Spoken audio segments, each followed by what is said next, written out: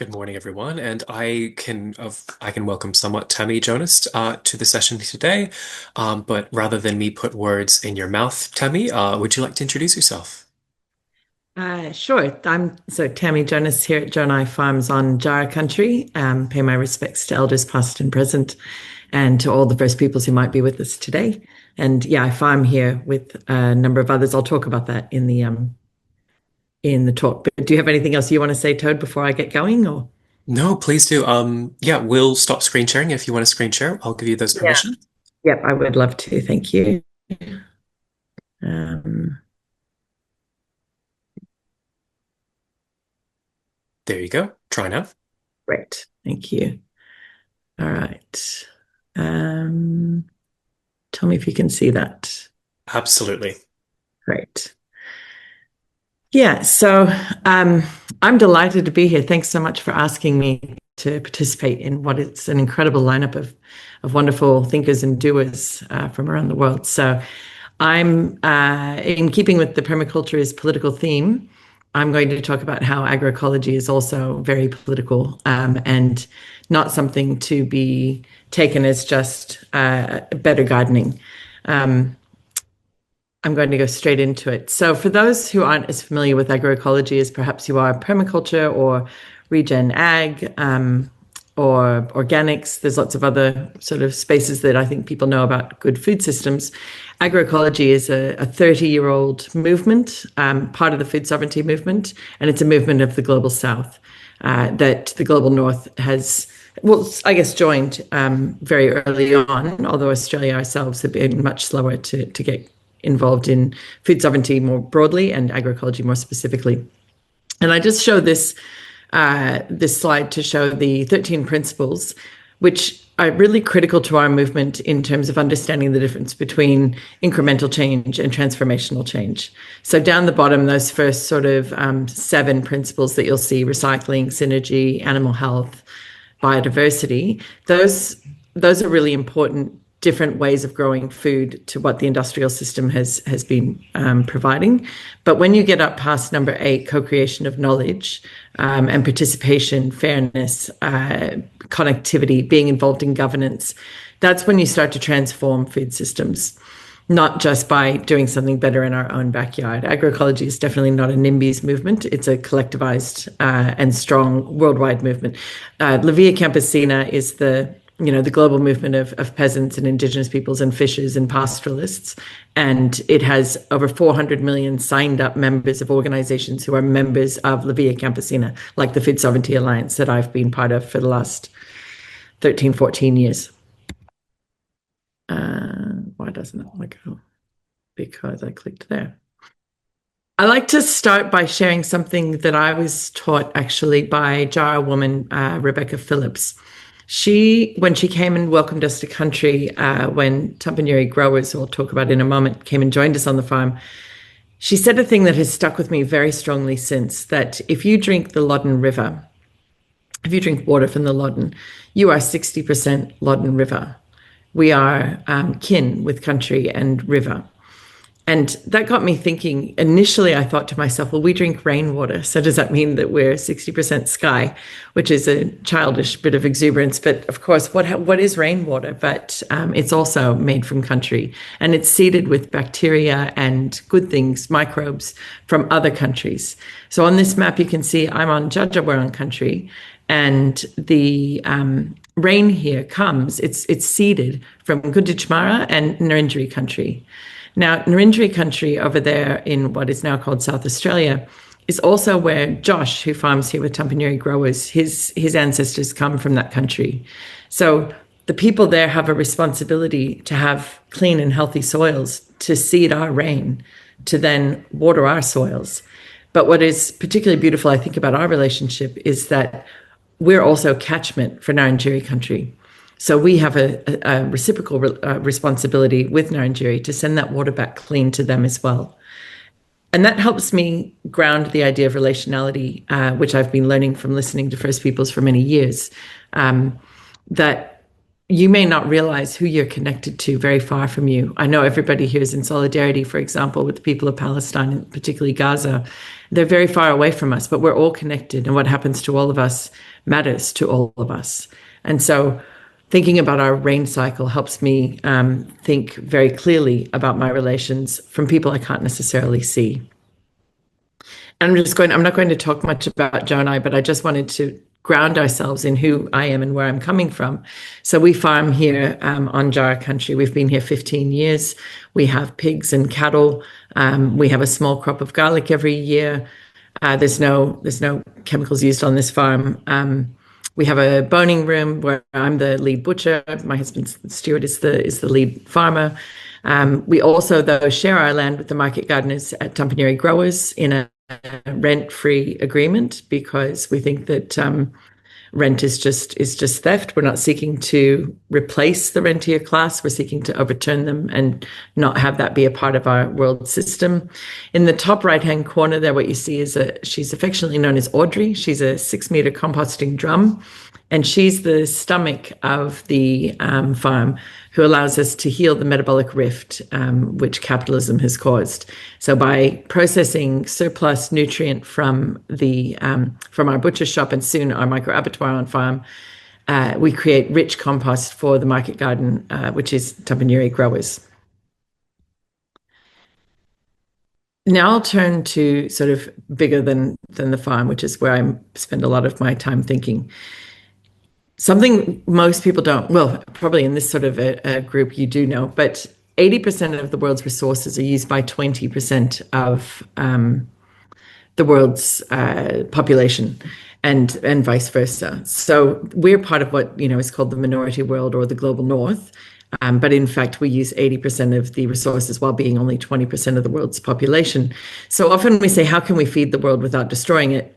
And when we say that, one thing I've been trying to train myself to do is stop using we when I mean they, because everything we do here, people in the permaculture movement, people in the agroecology and food sovereignty movements, we are trying very hard to produce food in a way that leaves a livable future for everyone, human and more than human world.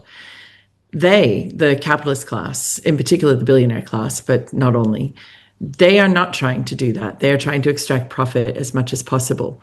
So situating ourselves, knowing that we're part of the highest resource using part of the world, but that we can choose what we do about being part of that. And so being political is a really important part of it. Not just growing better food, but actually participating in how we change the whole system. And another reminder that I often give to people here who are in the global north or the minority world is that 70% of the world's food is actually produced by peasants or smallholders. And in fact, India and China, which are the biggest populations in the world, have an average landholding of under 2 hectares. In fact, I think the average is about 1.4 and 1.5 respectively. So that's who's actually feeding the world. Here on our 28.5 hectares, which my comrades from the south think is like that we have a huge farm, we're unusually large compared with the majority of the smallholders of the world. But of course, in Australia, we also know that the average landholding here is 4,331 hectares. So that's not normal anywhere in the world except places like so-called Australia, so-called Canada, so-called Brazil. So those places are the only other ones like us with such huge landholdings. But they don't feed that much of the world. A quick look at the Australian food supply chain. It's a very linear chain. It doesn't recycle nutrients, hence the metabolic rift. But of course, they also mostly feed supermarkets and their profits and the export markets. In fact, 72% of what's produced here is shipped overseas. It's not also feeding the world, though, in that even that 72%. The majority of that goes into basically livestock feed, biofuels, or ingredients for ultra-processed foods. There's very little food that goes out of here except for beef and lamb. And that, again, is not going to people who are hungry. That's going to middle-class societies around the world. I'm going to talk very briefly about the meat industry more specifically because it's something that I've been devoting most of my life to for a very long time. I was a vegetarian for a decade before I became a pig farmer and a butcher. And now we're building an abattoir, and I am a licensed meat inspector, and I'll be doing the slaughter here as well. So I've gone a very long journey to get to where I am. But the concern was always from the beginning that animals should be raised properly if you're going to eat them for meat. I never thought it was immoral to eat animals. I thought it was immoral to raise them in prisons.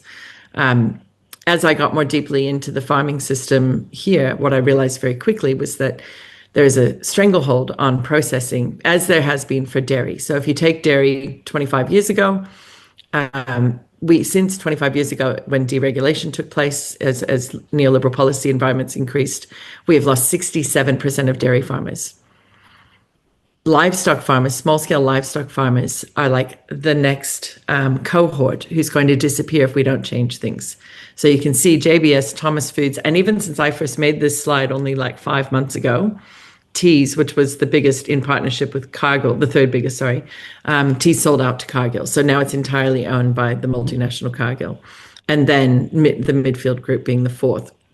And I just put those brands to the side to show you where their food goes. Anything that's not exported, and a lot of it is exported, is going into the big supermarkets, and it's going into that illusion of choice, right? So all these different brands that are coming from the same kind of systems through the same processes to profit the same shareholders.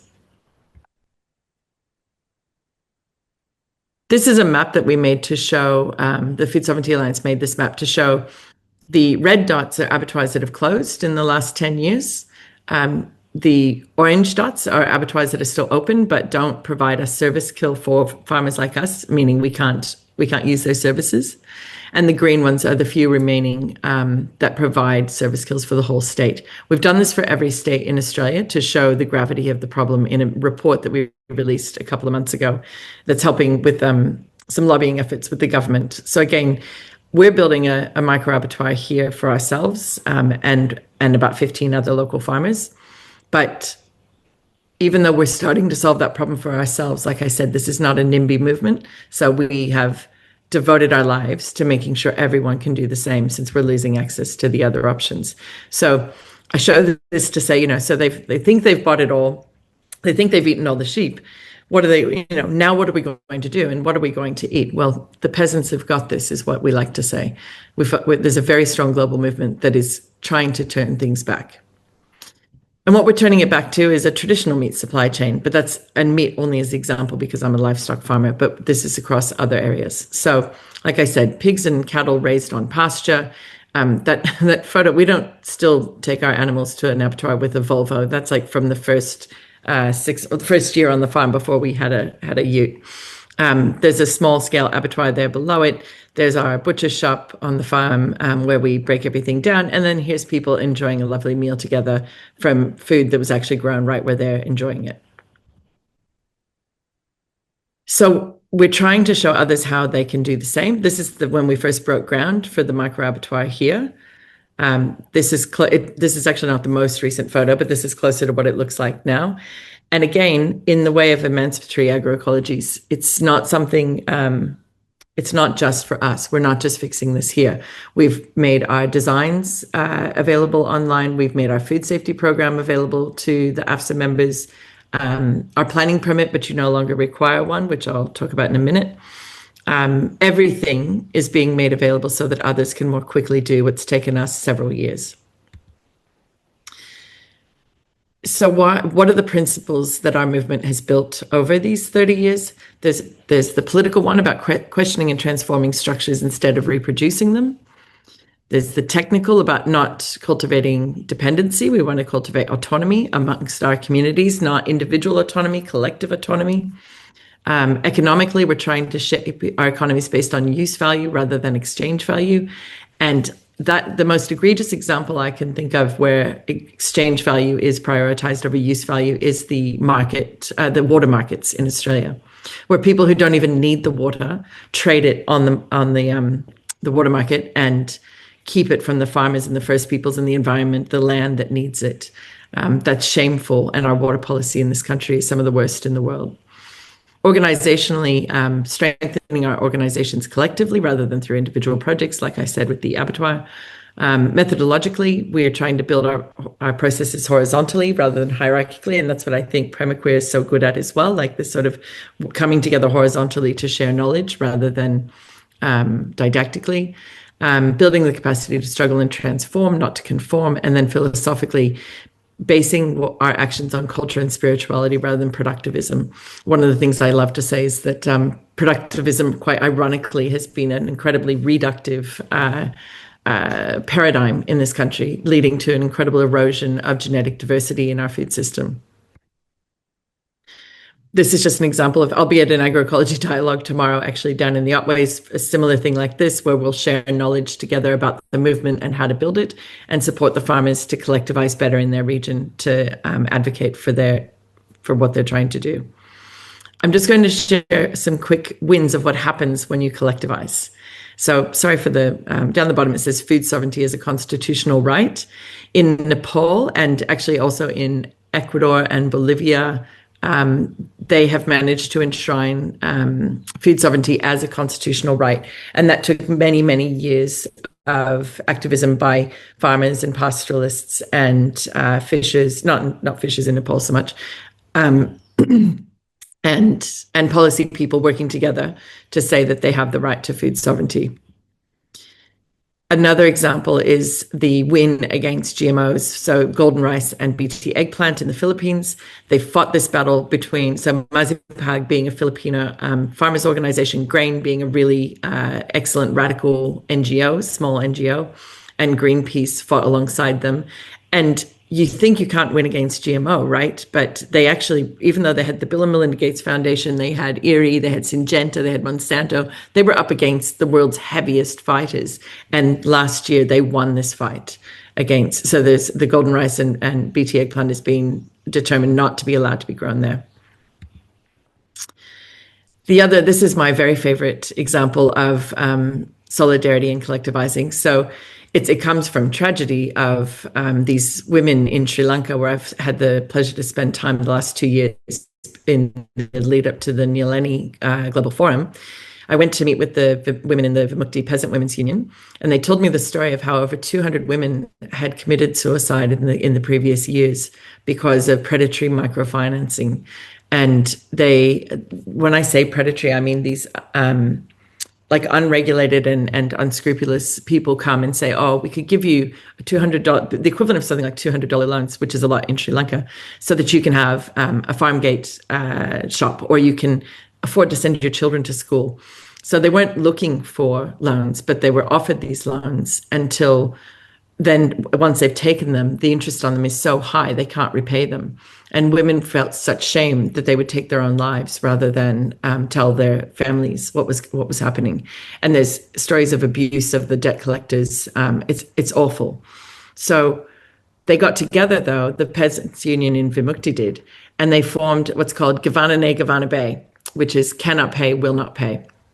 And they collectively refuse to pay the debts so that they can't come after all of them. And then Monla, which is the national peasants union in Sri Lanka, they took it up and spread it all around Sri Lanka. And then they're a member of La Via Campesina. So then through their membership of La Via Campesina, it's gone over to Karnataka in India, where the women are doing the same thing. So you've got this debt resistance movement that's actually growing globally. And when we were at the Nyaleni Global Forum in Sri Lanka just a few weeks ago, we agreed collectively, 600 of us from 101 countries in 18 languages, agreed that going forward from Nyaleni this time, we're going to start a debt resistance campaign to everything from unfair interest rates on mortgages to microloans and other kinds of debt. Actually, also sovereign debt and national debt that's put on them by the IMF and the World Bank.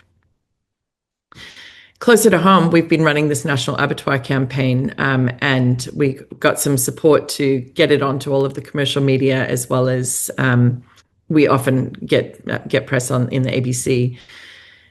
And we've been doing this work for so long. It wasn't just us complaining about what's happening. We know what the barriers are. We kept being told that the barriers are that it's hard because we don't have enough money or we don't know what to do about this problem. We said, no, it's the real barriers are there's vertical integration in the meat industry, there's total corporate control of the infrastructure, there's a government focus on export and tourism that leaves smallholders behind all the time. There's a lack of access to or secure tenure on land. And then there are issues with the planning scheme. And then, of course, there's the question of funding and how to fund things without going into debt. And just recently, I think it was in August, no, there you go, 31st of July, we won. And we've been advocating for these reforms in all states and territories, but most for the longest time in Victoria. And I won't go into all the details, but in December, the government had a report from the Securing the Victorian Food Supply Inquiry that made a recommendation supporting what we've been proposing to get rid of planning permit requirements for micro abattoirs since 2017. So that report was a huge bit to get us over the line finally come August, that and the fact that we've lost access to some more since. This wouldn't have happened as individuals. This wouldn't have happened if it was coming, I don't think it would have happened coming from NGOs even. It had to come from the farmers ourselves, telling them what we needed. And I'm about to wrap up and say, so the Nyileni I mentioned before, they first met in 2007 in Mali in Africa. And then in 2015, they met again in Mali. So this, when I say they meet as a movement is not a crowd, right? A crowd does not make a movement. A movement is, for us, democratic organizations that come together and we keep building our strength globally. We say globalize the struggle, globalize hope. The Nyileni meeting in 2007 was to assert our control of the language of food sovereignty. We wouldn't let the government say what it was anymore. We said we determine what food sovereignty is, and there's not one guru amongst us who determines it. This is a collective movement that decides together. So like 10 days are spent hashing out what you need to say to claim food sovereignty and not let it be co-opted. The second one in 2015 was around agroecology, because in other parts of the world, agroecology is used much the same as regen ag is here. So a kind of depoliticized, vanilla way of approaching better food production.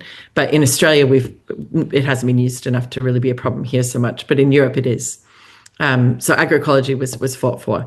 The one that we just had in Sri Lanka, the third Nyileni, was about convergence of movements. So this is, again, what I think is wonderful about having food sovereignty and agroecology movements brought into a permaculture series, because permaculture we would consider part of food sovereignty, of course, but we're not always sort of, I guess, invited back into permaculture as often.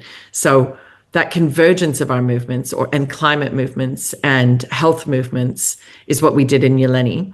And the People's Health Movement, if you don't know about them, I recommend it. That was probably looking into them. They're a radical organization globally of health practitioners who are fighting for, anti-capitalist healthcare, basically, and anti-colonial healthcare. So they joined our movements very strongly now. So that point of convergence is really working. And I've just got that list of some of the things that, in being collectivized globally, what we've won over the 30 years, including the Declaration on the Rights of Peasants that was won in 2018. And I'll just finish by saying that our next convergence is here, actually, at our farm. It's come back to Victoria for the first time in, I think, 8 years.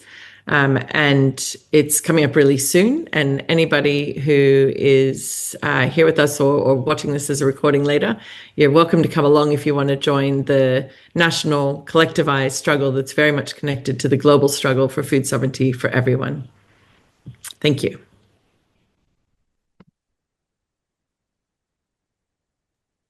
Hi, Tammy. Thank you so much. That is just Thank you for also really grounding us in the kind of like the wider global north, global south, global majority, global minority. I find that permaculture, particularly in so-called Australia, really becomes lost in backyards and loses kind of as a movement where it's located in the world Yeah. and what's also happening wider in the world as well. So thank you for really grounding us in both the global context as well as like what's happening here in terms of policy. Yeah. Mm. Mm. Just got to let that all sink in for a moment.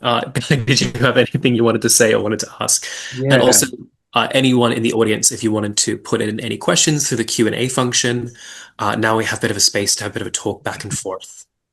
Actually, I also might just respond to that. I think that point about being part of the global movement for us has become, we realized years ago, it's become a really important part of our decolonial work. Mm, Like we have learned more from being part of the global movement and from any aspect of what we do, to be honest. And that's because the peasants and fishers and pastoralists and First Peoples in other parts of the world, particularly the South, they've never been outside of struggle. That struggle is on, the original and ongoing struggle. So their politics are better than ours. They're still studying Marxism. They're still talking about radical, the question of how to have a revolution. They overturn neoliberal governments, and where we think, Tina, there is no alternative. What will we do? They do stuff, and so they've helped radicalize us in a much more impactful way, I think, than like I mentioned NGOs before because they're not really spaces of radical action. And that's what the majority of our movement is made up of in Australia, aside from AFSA, really, and in the food sovereignty space. So being with those who are much more radical helps us know how to fight harder and better, and always give credit to where we're learning those strategies from, too. thank you. Yeah, thank you so much for sharing. I think it's really important to contextualize and constantly contextualize within the, you know, outside of this bubble of privilege and systemic, confusion that we exist in here. And I think, that was a leading push behind this series of, it's not a bubble. We're not in a bubble. And actually, while we think we're in a bubble, we continue to hold the resources, hold the privilege, and hold the access and influence that we have within our movements, within our communities, within a country that has a large and considerable GDP export and contribution to the global food system. And so I really appreciate you pulling those threads of, okay, this is what is being done everywhere else, and how do we navigate that? Um, and also, I really appreciate breaking down the structural challenges, what that looks like. I also want to congratulate you on all of those successes. That's so Yeah. amazing about the micro abattoirs. That's really amazing. I went over to um, the US a few years ago to take a look at their mobile Right. abattoir. And how they had relocated agency and sovereignty back into the community. So I'd be interested in that process of how that came about, how you structured it, and also moving forward, what does that look like in terms of giving the means of distribution and management back to these communities? Super inspiring. Yeah. Yeah. Thanks, Sky. Yeah, that's I feel like I need to write a book about how we've won and got to where we are. Do, Like because it's been a long road and some of it's serendipitous, but most of it's really strategic. And you need both of those things to win, I think. But the point about being a collectivized organization, something that's identifiable to the government as a constituency, which is why we also changed years ago to being explicitly farmer led, and then more recently to explicitly farmer and First Peoples led. So that although our membership is broader than that, we need them to know that we represent farmers and First Peoples so that they listen to us differently. But yeah, I mean, these sort of wins, in my experience, you just win through patience and persistence. mm, That's actually, it's not as glamorous as people would want it to be when we won. You're like, actually, because we just stayed in there doggedly for years, putting in the mm, same reforms until, put it down until somebody picks it up. And then, of course, the cascading crises, it always, most governments aren't going to act on something as significant as these kind of planning reforms that we won, mm, unless you have a crisis. And we made it clear to them that there was a crisis of access to mm, abattoirs. And so now, I mean, it's really exciting. The next steps are multiple. One is we have to keep the pressure on the other states and territories, which we are, to make similar changes. But then the real work begins now in supporting the communities who are emerging, who want to do what we're doing. Some who already have started, and others who are further behind, like they're not at that stage. And I've realized that all of this work we've been doing around relationalism is where they need to start too, because Mm, to be able to build a collectively governed facility that is going to have endurance as well as resilience, mhm, they need to come into relations and start working on what does that mean when things are hard? What does it mean when you think somebody's not pulling their weight or they have a different idea to the rest of the people? How do you keep navigating that and stay in good relations? And because we've been land sharing for quite a while and we've been doing that kind of collective and personal work of how to build those relations, I know that a lot of the farmers out there who we're trying to support have not come from decades of doing that. And mm, so the most important work we can do now is support them in their relations with the land where they're going to build these things, and then with each other. Um, mm, that's Thank you. the big work. Thank you. mm, There's something in that particular that part as well, which I think that one of the things I notice about permaculture that could learn from agroecology, I really love how like there are specifically social and like political principles within that. And of course, within permaculture, we've got people care, we've got fair share, we've got some principles that should be inherently social and political, but it's often tacked on as like maybe an extra if you're feeling a little bit edgy. But there's something in that about like the ways in which agroecology has managed to collectivize. And one of the things I really see as a challenge, both in permaculture, but more broadly, well, of course, in permaculture, in very kind of like white, kind of so-called Australian spaces, is the struggle to engage in collectivism or collective work Mm. sustainably and long term.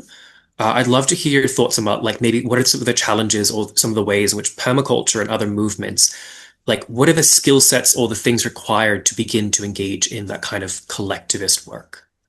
Yeah, it's so huge, Toad, isn't it? Because most people don't have much experience in working in cooperatives and collaborating horizontally and not letting somebody become the big boss of everything. And there's a definite problem of the culture of gurus in a lot of these movements, which not only permaculture, certainly in the other ones as well, which we've rejected from the beginning. We come from an eco-feminist kind of position as well, and there's just no place in feminist methodologies for gurus. So training neoliberal subjectivities out of wanting to sort of take that stage is we do it through grounded practice, through role modeling. We do it by doing it, and then changing the methodologies if somebody isn't learning the work well enough. I mean, there's like, for example, something as kind of specific and technical as it's not called Socratic circles, it's called something else. But, if you're working in a group of, say, 10 and you're in a breakout group and you're discussing an issue you're trying to progress, and there's somebody who just keeps taking the mic, you just can't, then you jump up with a whiteboard and you write all the names in a circle, and somebody just starts drawing lines to whoever talks, and you give a visual. You can't not see yourself if that's happening and it's constantly you. So, like, really practical things like that to help people understand how to, hold the impulse to be the first one to talk, to want to be the decision maker when this is meant to be a collective decision. Also, there's a lot of political formation that you have to do around whether your group is working on consensus or consent. And Yeah, so being explicit about these things, what's our model? What are we working towards? And visibilizing those things, because of course we know in a lot of socialist kind of organizing, and actually the UN, which is hardly a socialist organizing, but they work on consensus, but a lot of that is not made visible. And so those who hold more power just, they quasi censor things simply by disagreeing with them. And nobody realizes that actually, if they took that to some kind of a vote, depends on which fora you're in, but you might be able to get something through, negotiate a way forward with consent, if not consensus. So as you know, there's just so many tools to this kind of organizing that you have to keep pulling out depending on the nature of the group, and every place is different. thank you. yeah. Thanks. I think as well, that this is why movements like Livia Campesina and movements from the global south, the global majority, are so successful because they also have cultural contexts that require that collaboration. They live in systems that actually require collaboration for survival, that sort of Yeah. subsistence food system living, peasant living. And so I think also solidarity is a really critical way to understanding how we reintroduce those skills into community, how we learn from movements that come from those cultural contexts so that we can actually step aside and recognize through the shape of this global north, system that we have that has outsourced these collaborative skills, that have outsourced all of these social cohesion mechanisms. How do we reintroduce that into our social ecology? And I think, one way is by learning these self-determined methodologies, and also adding to that, how do we add different lived experience, different ways, different Mm. narratives, and how do they inform that collaboration? It- I'll it- switch now to one of the questions in from the audience. mhm. So I've got one from Amy here. Thank you, Amy. How can this work be applied to invasive edible species? Currently, there are goats, wild boar, deer, buffalo, etc. populations destroying country. I mean, in agroecology, of course, what you would be looking for in that sort of question is, how is the system out of balance, and how can we bring it back into a balance? And so, is there a lack of, apex predators? Is there too much food? Like we get too many foxes when we have too many rabbits here, right? So, what are the methods for changing that balance? I just saw a friend of mine up in um, southern Queensland, he's in southern Brisbane, I forget whose country it is actually, um, who got a donkey because they're having dingo attacks on their calves. He's lost a few calves, and so rather than everyone else poisons, right? They put out bait to kill the dingoes, and instead they got a guardian animal to deal with the dingo. So the dingo can carry on and live in the area, but not eat their calves. So these are questions we ask right now. We've got a problem in the market garden. Well, not actually right now because the ducks have paired off now, ready for spring babies. But before they paired off, they were coming in big flocks and they were hammering Tampanieri's new garden green, little greens. So the solution at the moment was just to put these tunnels over it to protect them. We don't actually want more plastic in the system, and that's also a much harder way to garden. So we're trying to think, well, how are we going to bring the ducks back into balance in the ecosystem? And it's like, well, maybe it might actually be that growing microgreens out here is not the wisest thing because we've always had a big duck population.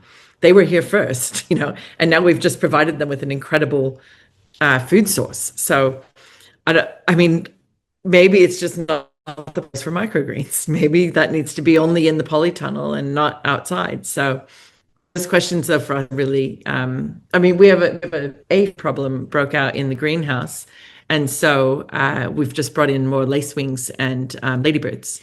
So and planted more flowers so they have enough pollen so that they can survive in that environment and then start eating all the aphids. So these are perennial problems that when you have too many feral animals out of sync with them, like that's a really difficult issue to keep dealing with. That's fantastic. One of the things that really inspires me about these movements is how it kind of keeps coming back to relationality and kind of that systems thinking approach of like, instead of trying to change the elements in the system, how do we kind of work with the relationships that exist there? I definitely see how permaculture tries to do that in some ways. How do you prevent the kind of co-option of just starting to move back into productivitism? I think that's the language, like just Yeah. mass productivity and the like. How do you kind of prevent the co-option basically of movements? Well, I mean, mostly by asserting, like by coming back together to say we think that there is a problem. People are taking these ideas, and like I said, agroecology as language is used in other parts of the world in ways that we don't agree with. So those principles I showed you are the emancipatory agroecologies. Then there's also what they call neoliberal or reformist agroecologies, and it's just starting to have that problem in Australia actually because we've been introducing the language for a decade. Now the CSIRO has an agroecology thing, and they're going to try and apply that to productivism, but we're going to keep asserting that's not agroecology because you're not actually following all the principles of not reproducing the old system just with better inputs. So it's a constant it's grounded in a collective determination of what the fight is and what we say these things are, not what they do. Thank you. Mm. From Alison Healy here, not a question, but wanted to say that information of what is happening globally against the corporations and unethical practices is very inspiring. Most hopeful I have felt for weeks, and yes, write a book. So, Thanks. um, Yes, I mean there's also, you should know, there's work on an international treaty against transnational, like to for the I forget what the words are exactly, but like for the control of transnational corporations that's been underway for like a decade, and we're getting closer to thinking that we might actually get this thing across the line. So treaties don't do everything, obviously, and declarations don't do everything, but they're all tools, even if they're mostly discursive tools. That so we do fight for those. And actually, I should say that voluntary guidelines on small scale fisheries was one in 2017. Those were passed. And by 2018-19, the governments with the biggest fisheries industries were saying, oh, you know, the voluntary guidelines are going really well. And the fishers are like, that's not true. You know, like that's objectively not true. And so what they did was organize through the International Planning Committee for Food Sovereignty, World Fisher Forum, and the World Fisher Folk Forum. There's two of them. They all came together and did a huge body of work where they developed their own assessment tool, monitoring and assessment tool, and then went into these communities across Africa and Southeast Asia and assessed how the voluntary guidelines were going, and came back and gave the world a report card and said, you know what? It's actually going really poorly. And so we're gonna insist that you try harder, basically. So again, taking control back is something our movements are very good at doing, saying, you guys say this, but it's not true. So we're going to do this and let you know. We're going to do evidence that that's not true. Well, that's brilliant. I love that self-regulating mechanism. And, you know, it really speaks truth to power when you have those organizing relational structures to be able to reflect that back. And I think that's something that movement does much, much better than the permaculture movement. My next question is around, you know, how people who perhaps aren't landholders, you know, talking to where permaculture is dominantly practiced in you know, suburban contexts, or peri-urban contexts. How do you see them supporting these movements? How do you see them? Do they play a role in being consumers for these micro abattoirs? How do you see them interfacing into a more systemic response? Yeah, I think that getting involved as members is actually the most important one. So that, I mean, obviously there's, you know, vote with your dollar is one aspect, but mostly that gets eroded. You know, it's also a pretty neoliberal approach anyway, you know, to do it through market mechanisms. But having said that, of course, we want people eating our food, and that is how things are going to change. So absolutely try wherever possible. And I put out a cookbook in December last year as a major fundraiser for the abattoir, and it has guidance on how to do that, how to actually access our kind of food, and make different choices to support this system. But as political subjects, I think is where the non-farmers and the non-landholders have a bigger role to play. We need more political subjects to express their political subjectivity. And so whether it's, you know, like right now, the marches in the street obviously are terribly important. The other one is writing letters. The other one is showing it in our membership list, being able to say we have 1,000 members rather than 400 members who are signed up, card-carrying members of a movement that is pressuring the government to make changes. So even if, and then if you have even more time, then you can get involved in the actual campaigns and help with writing materials and promoting things. You know, we have, I think, in like active volunteers between the National Committee, the First Peoples Focal Group, our international subcommittee, the Agrarian Trust, the Legal Defense Fund, the Agroecology Action Research Network. We have all of these groups. That's just in AFSA. But across it, there'd be about 45 volunteers who are keeping our work always moving forward. And we could always use more. So for that matter, if somebody's got some good comm skills, that is a real gap for us right now in terms of social media. So if somebody's like, that's the thing I could do to help, because I'm good at social media, because most of us on the committee are shit at social media. So That's such a thing. Yeah. Yeah. Yep. So anyone in the crowd, that's our first ask of this of Yeah, this that's right. one Australian Food Safety Come Alliance. and fix our Instagram. We're laughing because we've actually only just started to take our social media seriously ourselves at Permaqueer. All of our work is relational, but in person. And of course, by not participating in social media, we actually just don't connect with so many people. So we're in that steep learning curve ourselves.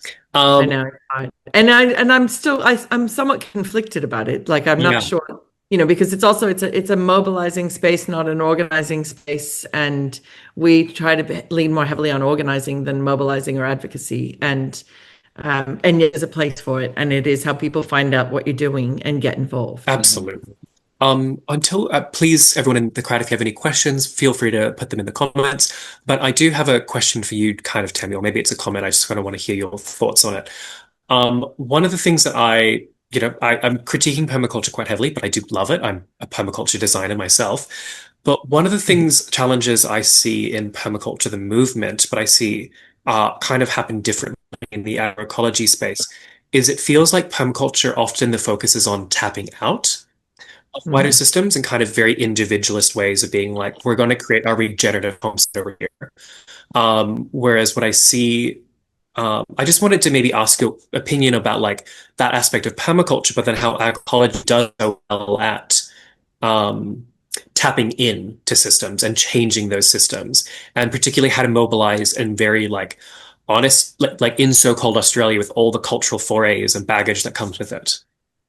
That is like it's such a perfect question because when Stuart and I were in our we were 20 when we met and we were walking along the cliffs of Wales as backpackers talking about what we wanted to be and do in the world. And I said I pictured myself on a farm in Boulder, Colorado is where I thought I'd be.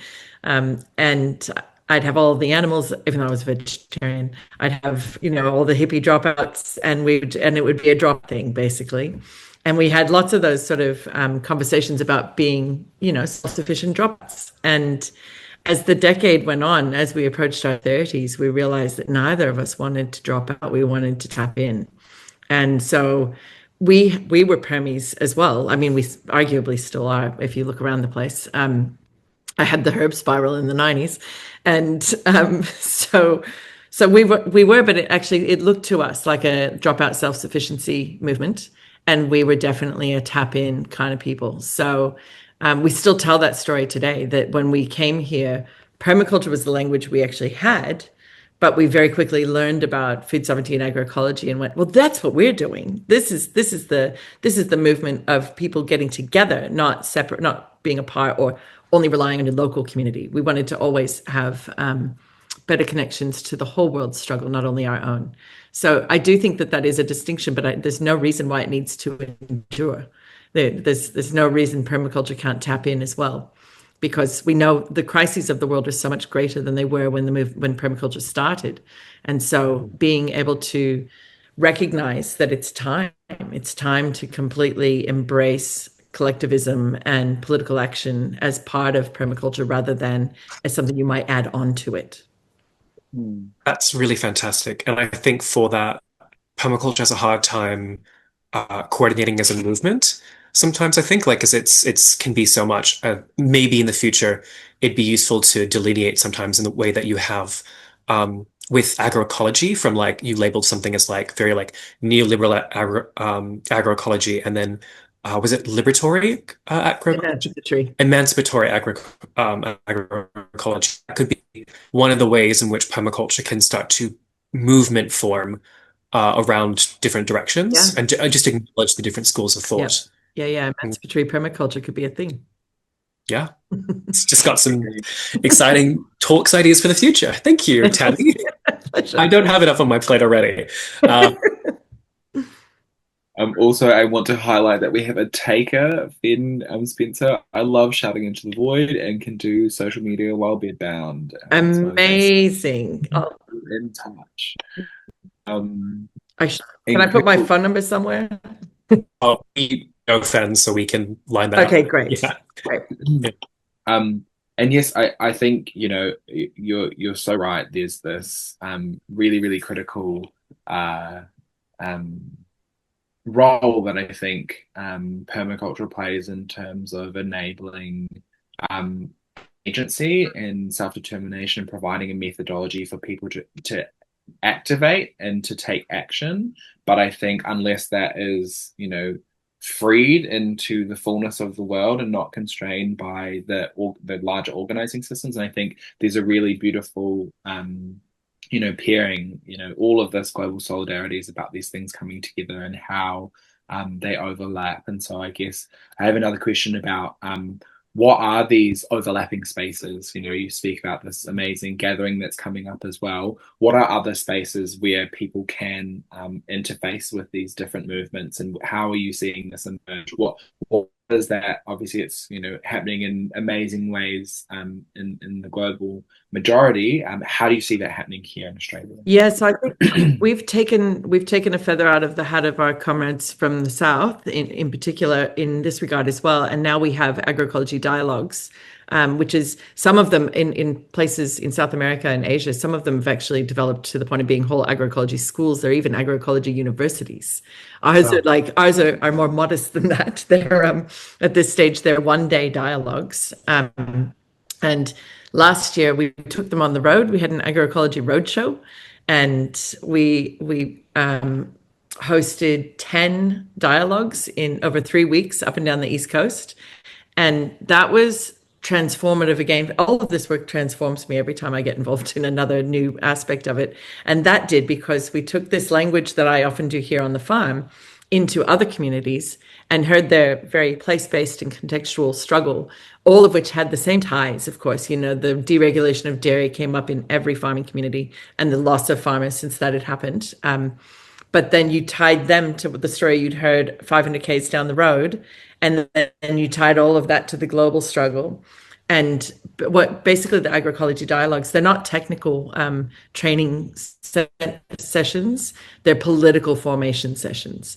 And so we ground those dialogues. The kind of political activation at the start is to explain where the movement started and what it is and what it does. And then we move into what's going on where they are and what could they be doing as well to better collectivize. And what our vision is to see these dialogues be self-organized all around the country regularly and by people who already are politically formed. It's another reason why we often give reading recommendations and podcast recommendations, because, as Richard Wolff likes to say in Economic Update, like you need to be reading and listening and learning all the time. The dialectic requires constant learning. And so right now I'm going through a binge of reading revolutionary histories to understand like what went wrong and what went right with the Bolshevik Revolution. Like these are the kinds of conversations that our movements need to be having, and we need to constantly learn from history. We need to not think we have to make it all up all the time. These fights have been fought. The rise of fascism right now has happened before. So we need to understand the roots of these things to be able to tackle them more successfully than they did last time. And yeah, we can't just make that up. We need to learn from those who went before us. Ah, tingles, tingles, tingles, tingles. Absolutely, absolutely. And I think, that's really, really a clarion call to the permaculture movement to recognize what its role is and how it plays a part. Um, I think we've got time for one more question. So from Amy here, from your experience in Sri Lanka, have you noticed different ownership structures of farms slash means of production to so-called Australia? I'm thinking about how farmers in Australia are often managers of multi-million-dollar operations within my workforce. Yeah, so Sri Lanka is a fascinating place and a place of long struggle, with hundreds and thousand years of colonial rule from different rulers. And the result of that more recently was agrarian reform and land redistribution. So the most of the like paddy farmers, the ones through the center, have up to 2 hectares, 1 or 2 hectares, and they actually rice paddies are inherently collectivist because the group has to organize how the water flows through the paddies over the period of the season. So you have to be working together. And it's like, which comes first, right? In terms, it comes naturally to them. because the nature of their farming systems require them to collaborate. They do own their land in most cases. There is a real problem with some landless plantation workers, which the movement there is fighting for their rights. There's also very terrible rights for the Tamil descent Sri Lankans up in the northeast still. And of course, the civil war there was quite deadly when it happened, and there's still a lot of discrimination against some of those. They're mostly fishers, not farmers, the Tamils. So it's really different. You don't have I don't think there are any extreme large holdings in Sri Lanka with a bunch of migrant workers. There are migrant workers from India, and there's a problem of Indians coming across and they're not being able to go. So there are issues of migrant labor, but it's not to the extent like it is here. It's more about it's the crushing national debt.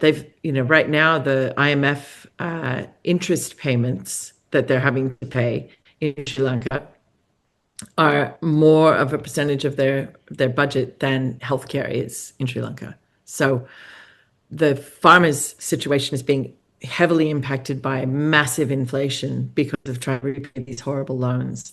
So they're trying to work out how to have a national debt resistance against the World Bank and the IMF, which, as you can imagine, is not an easy struggle. Absolutely. Thank you so much for joining us today, Tammi, and just sharing everything in the context of the way that you're doing this work. And thank you also for weaving, like coming with us at Permaqueer, but like within the permaculture movement, like weaving the work that you do elsewhere into this kind of like, how do we all move towards collective liberation around food, land access, land back, all of these things. Thank you for being so generous with your Oh, knowledge, with your time, both with us and in the world that you do. Um, I just wanted to deeply say thank you. thank you. Thank you. Thank you very much for having me. I'm really looking forward to listening to all of the others as well. While I go out and do some gardening, I'm going to plug in. Sounds amazing.